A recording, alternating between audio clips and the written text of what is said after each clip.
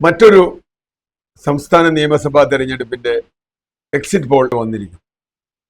അത് ഹരിയാനയാണ്. ഹരിയാന തെരഞ്ഞെടുപ്പ് പലതുകൊണ്ടും വളരെ നിർണായകമാണ്. കാരണം പൊതുവെ യു പി, ബീഹാർ, മധ്യപ്രദേശ്, രാജസ്ഥാൻ തുടങ്ങിയ സംസ്ഥാനങ്ങളോട് ചേർന്നാണ് മിക്കപ്പോഴും ഹരിയാനയിലെ തെരഞ്ഞെടുപ്പ് ഫലവും വരിക. അങ്ങനെ വരുമ്പോൾ തീർച്ചയായും ഹരിയാന ഒരു ലിറ്റ്മസ് ആണ് എന്ന് നമുക്ക് കണക്കാക്കാം. മാത്രവുമല്ല, ജാട്ട് രാഷ്ട്രീയത്തിന്റെ ഒരു കേന്ദ്രമാണ്.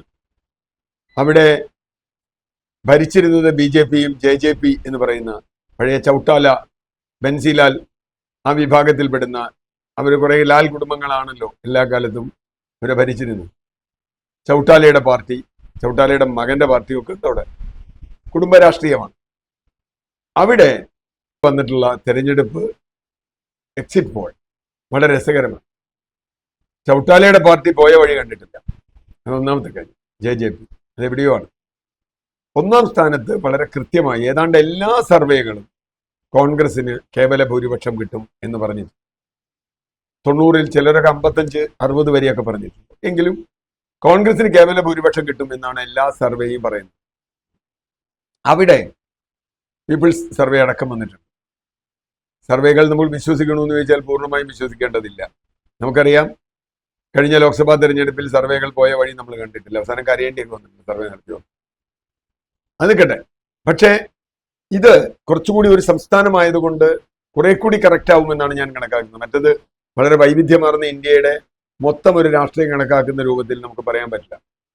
പക്ഷേ ഒരു ചെറിയ സംസ്ഥാനം, 10 ലോക്സഭാ മണ്ഡലങ്ങൾ മാത്രമുള്ള ഒരു സംസ്ഥാനത്ത്, 90 നിയമസഭാ മണ്ഡലങ്ങളുള്ള സംസ്ഥാനത്ത് തെരഞ്ഞെടുപ്പ് നടക്കുമ്പോൾ അവിടെ പ്രധാനമന്ത്രി തന്നെ നേരിട്ട് പലവട്ടം പോവുകയും കേന്ദ്രമന്ത്രിമാർ കയറി ഇറങ്ങുകയും ഒരുപാട് തവണ അവിടെ പോവുകയും ചെയ്തിട്ടുണ്ട്. അത് നല്ല കാര്യം, അവരവിടെ പോട്ടെ.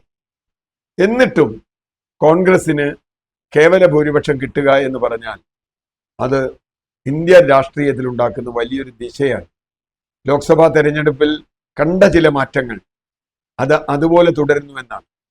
മോഡി പ്രഭാവം ഏതാണ്ട് അവസാനിച്ചു എന്ന് ലോക്സഭാ തെരഞ്ഞെടുപ്പ് നമ്മൾ കണ്ടതാണ്. UPയിലും അതുപോലെ മഹാരാഷ്ട്രയിലുമൊക്കെ പ്രധാന സംസ്ഥാനങ്ങളിൽ മോഡി പ്രഭാവം പുറകോട്ട് പോയി. അത് ഇന്ത്യ മുന്നണിക്ക് അവിടെ കാര്യമായ നേട്ടങ്ങൾ ഉണ്ടാക്കാൻ കഴിഞ്ഞു. അതിന്റെ തുടർച്ചയായി വേണം ഹരിയാനയിലെ തെരഞ്ഞെടുപ്പ് ഫലത്തെ വിശകലനം ചെയ്യാൻ. ഒരുപാട് പ്രാദേശിക വിഷയങ്ങൾ അവിടെയുണ്ട്. നമ്മൾ ആയാറാം ഗയാറാം എന്ന് സാധാരണ തമാശ പറയാറുള്ളത് ഹരിയാനയെ കുറിച്ചാണ്. ഇന്ന് കോൺഗ്രസ് ആയാൽ നാളെ BJP, ഇന്ന് BJP ആയാൽ മറ്റന്നാൾ ചൗത്താലയുടെ പാർട്ടി, പിന്നെ മൂന്നാമത്തെ ദിവസം ഇവർ രണ്ടുപേരും കൂടി വീണ്ടും കോൺഗ്രസിലേക്ക് വരിക എന്നൊക്കെ നമ്മൾ കണ്ടിട്ടുണ്ട്. ഇത് അയാറാം ഗയാറാം എന്ന് പറയുന്ന പേര് തന്നെ അവിടുന്ന് ഉണ്ടായതാണ് എന്ന് പറയുന്നത് അതുകൊണ്ടാണ്. എങ്കിലും ഇപ്പോൾ ഹരിയാന രാഷ്ട്രീയം സെറ്റിലായിരിക്കുന്നു എന്നാണ് എനിക്ക് തോന്നുന്നത്. കാരണം ചൗട്ടാലയെ പോലെയുള്ള ആളുകളുടെ ഏതാണ്ട് തീർന്നു. കോൺഗ്രസും BJPയും നേരിട്ട് ഏറ്റുമുട്ടുന്ന മണ്ഡലങ്ങൾ എന്ന തലത്തിലേക്ക് അവിടെ പലതും എടുത്തുമെത്തിയിട്ടുണ്ട്. ആ രാഷ്ട്രീയത്തിൽ ജാട്ട് രാഷ്ട്രീയം വളരെ പ്രധാനമാണ്. ജാട്ടുകളാണ് ഹരിയാനയിലെ പ്രധാനം. ഒന്നാമത്തെ വിഷയം കർഷക സമരമാണ് അവിടെ ബാധിക്കുന്നത്.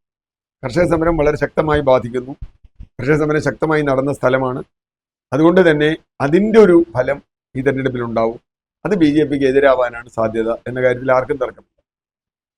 രണ്ടാമത്തെ വിഷയം വികസനമാണ്. നല്ല റോഡില്ല, വെള്ളമില്ല, വൈദ്യുതിയില്ല, നിരവധി വികസന പ്രശ്നങ്ങൾ ജനങ്ങൾ മുൻപോട്ട് ഉന്നയിച്ചിട്ടുണ്ട്. BJP പിന്തുണച്ചിരുന്ന, അവസാനം പിന്നെ തെറ്റിയെങ്കിൽ പോലും പിന്തുണച്ചിരുന്ന ഒരു ഭരണകൂടമാണ് അവിടെ ഉണ്ടായത്.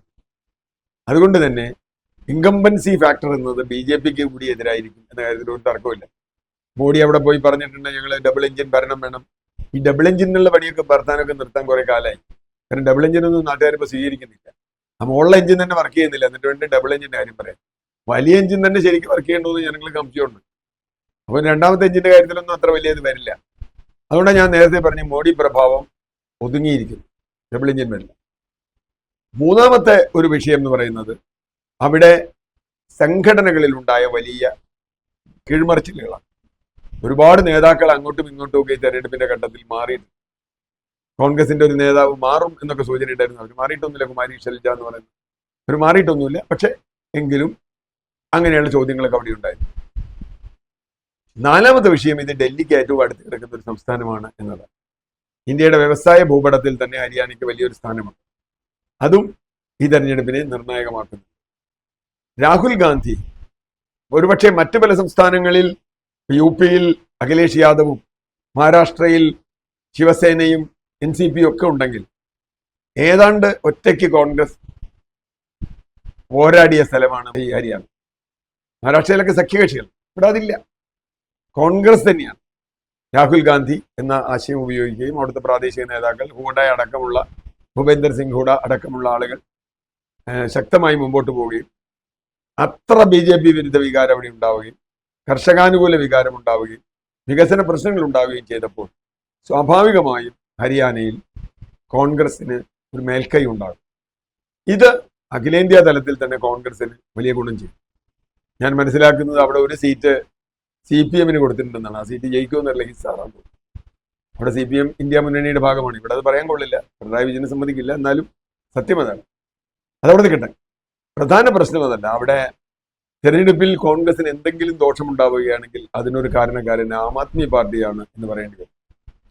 കോൺഗ്രസുമായി സഖ്യം ചെയ്ത് 5ഓ 6ഓ ചെറിയ സീറ്റിന്റെ എണ്ണത്തിൽ 6ഓ 7ഓ സീറ്റിൽ മത്സരിക്കാം എന്ന് പറയുകയും അവസാനം സീറ്റിന്റെ എണ്ണത്തിൽ ശരിവരാതിരിക്കുമ്പോൾ ഒറ്റയ്ക്ക് പോയി മത്സരിക്കാൻ തീരുമാനിക്കുകയും ചെയ്ത ആം ആദ്മി പാർട്ടി വലിയ മണ്ടത്തരമാണ് അവിടെ ചെയ്തത് എന്നതിന് ഒരു തർക്കവും ഉണ്ടാവില്ല. ഈ വോട്ടിന്റെ കണക്ക് വന്നാൽ നമുക്ക് പറയാൻ പറ്റും. എക്സിറ്റ് പോളുകളിൽ ഒരു സീറ്റ് പോലും ആം ആദ്മി പാർട്ടിക്ക് ആളുകൾ പറയുന്നില്ല. അതൊരു കാര്യം. ചിലപ്പോൾ 1ഓ 2ഓ കിട്ടില്ല എന്ന് ഞാൻ പറയുന്നില്ല. പക്ഷേ ആം ആദ്മി പാർട്ടി അവരുടെ യഥാർത്ഥ രാഷ്ട്രീയം കൈകാര്യം ചെയ്യുകയും പ്രത്യേകിച്ചും അതിന്റെ നേതാക്കൾ മോഡിയാൽ അങ്ങേയറ്റം പീഡിപ്പിക്കപ്പെടുന്ന ഒരു ഘട്ടത്തിൽ അവരെ ഇന്ത്യ മുന്നണിക്കൊപ്പം ഏത് ത്യാഗം സഹിച്ചും നിൽക്കേണ്ടതായിരുന്നു എന്നാണ് ഞാൻ കണക്കാക്കുന്നത്.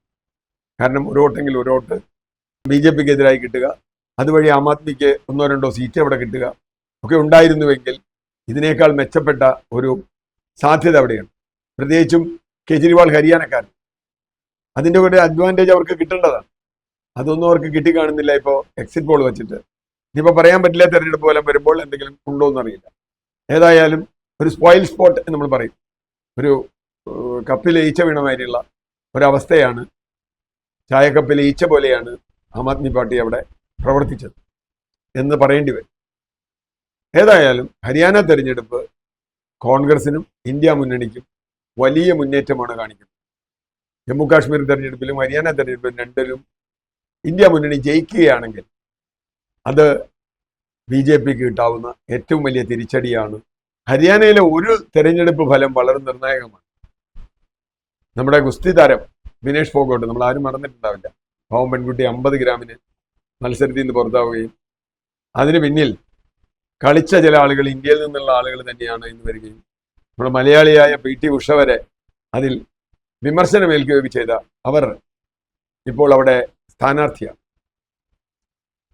അവരെ BJP MP ബ്രിജേഷ് ശർമ്മയ്ക്കെതിരെ ശക്തമായ ആരോപണം ഉന്നയിച്ച ഗുസ്തി താരങ്ങൾക്കൊപ്പം നിന്ന ആളാണ്. അതുകൊണ്ട് തന്നെയാണ് അവരെ ഒതുക്കിയത് എന്നൊരു വാർത്തയും നമ്മൾ കേൾക്കുന്നു. അവരെ ഞാൻ ഒറ്റയ്ക്ക് തോൽപ്പിക്കും എന്നാണ് ബ്രിജേഷ് ശർമ്മയോ ആളുകളൊക്കെ അവിടെ പറഞ്ഞത്. ഞാൻ ഒറ്റയ്ക്ക് പോയി അവരെ നേരിട്ട് തോൽപ്പിക്കും എന്നൊക്കെ പറഞ്ഞു. ഏതായാലും ആ മണ്ഡലത്തിലെ തെരഞ്ഞെടുപ്പ് ഫലം വരുന്നത് വരെ നമുക്ക് കാത്തിരിക്കാം. ആ ഗുസ്തിയിൽ ആരാണ് ജയിക്കുന്നത്?